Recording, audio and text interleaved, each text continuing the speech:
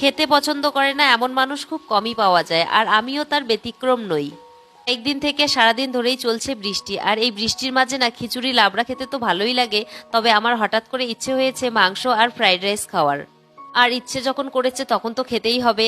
আর বরকে বললাম বাজার থেকে বাজারটা করে নিয়ে আসতে, আর বড় অমনি বাজারটা করে নিয়ে আসলো। আর আমি এখন বসে পড়েছি ফ্রাইড রাইসের সবজিগুলোকে কেটে নেওয়ার জন্য। আর এখানে গুনগুন করে গান করছি আর সবজিগুলোকে কেটে নিচ্ছি। এখন কাটছি গাজর আর ক্যাপসিকাম, এরপর এগুলো কাটা হলে এগুলোকে সুন্দর করে ধুয়ে টুয়ে তারপর রান্নাঘরে যাব রান্না করতে। আর আজকে আমার রান্নাঘরের স্পেশাল রাঁধুনি হলেন আমার বর, মানে রান্নাটাকে আজকে ভাগাভাগি করে নিয়েছি। বরকে বলেছি যে ফ্রাইড রাইসটা আমি রান্না করব আর মাংসটা রান্না করবে তুমি। এরপর শুরু হয়েছে দুজনের কম্পিটিশন যে কে আগে রান্নাটা করতে পারে। বর তো চলে গেছে মাংস রান্নার জন্য, কিন্তু আমি এখনো আমার ফ্রাইড রাইস রান্নার সবজিগুলো অবধি কেটে শেষ করতে পারিনি। তাই আমিও চটজলদি আমার সমস্ত সবজিগুলোকে কেটে নিয়েছি এবং ধুয়েও নিয়েছি।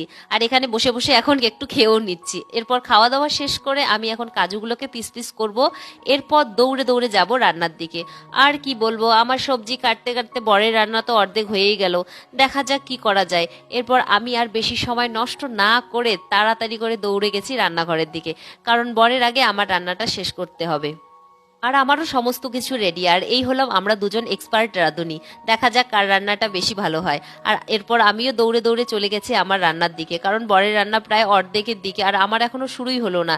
এরপর কড়াই বসিয়ে কড়াই গরম হতে না হতেই তেল দিয়ে দিয়েছি। আর তেল দেওয়ার পর এখন দিয়ে দিয়েছি গাজর ক্যাপসিকাম, সাথে দিয়েছি কাজু আর কিশমিশ।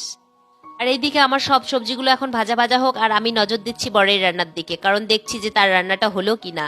এরপর বরকে একটু দিয়ে দিলাম ব্রেক, যে তুমি যাও, এখন আমি আমার দুই হাতের দুইটা রান্না সামলাবো। আর এখন চলে এসেছি দুটো রান্না একসাথে সামলাতে। একটা এইদিকে ঘাটাঘাটি করছি আর ওইদিকে ফ্রাইড রাইসটাও নাড়াচাড়া একটু করছি। আর বলতে বলতে আমারও কিন্তু ফ্রাইড রাইসটা রান্না প্রায় শেষের দিকে। সমস্ত সবজিগুলো ভাজা ভাজা করার পর এখানে দিয়ে দিয়েছি ভাত, আর ভাতের সাথে দিয়ে দিয়েছি একটু নুন আর চিনি। চিনিটা গলে আসলে এরপর ওখানে একটু ঘি দিয়ে নাড়াচাড়া করে নামিয়ে নিলেই রেডি হয়ে যাবে আমার ফ্রাইড রাইস।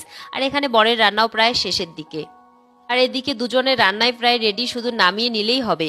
আর রান্না শেষে আমার রান্নাঘরের অবস্থা খানিকটা এরকম। কথায় আছে না, আধ ঘন্টা রান্না করে 10 মিনিট খাওয়া দাওয়ার পর 2 ঘন্টা ধরে রান্নাঘর পরিষ্কার করা আর বাসন মাজার নামেই হচ্ছে সংসার।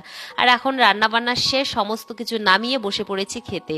আর এখানে আমার মেয়ে খাচ্ছে সাদা ভাত আর মাংস, কারণ আমার মেয়ে এই ফ্রাইড রাইস খেতে খুব একটা ভালোবাসে না, তবে আমি খেতে খুব ভালোবাসি। আর এরপর আমার খাওয়ার পালা। দেখা যাক কোন রান্নাটা বেশি ভালো হয়েছে। খেয়ে যেটা বুঝলাম আমার রান্নাটা একটু ভালো হয়েছে, তবে মাংসটা বেশি ভালো হয়েছে। আর এই ছিল আমার একটি ছোট্ট ব্লগ। তাহলে আজকে এই পর্যন্ত, দেখা হচ্ছে নেক্সট কোনো ব্লগে। সবাই ভালো থাকবেন, সুস্থ থাকবেন, সাবধানে থাকবেন। টাটা।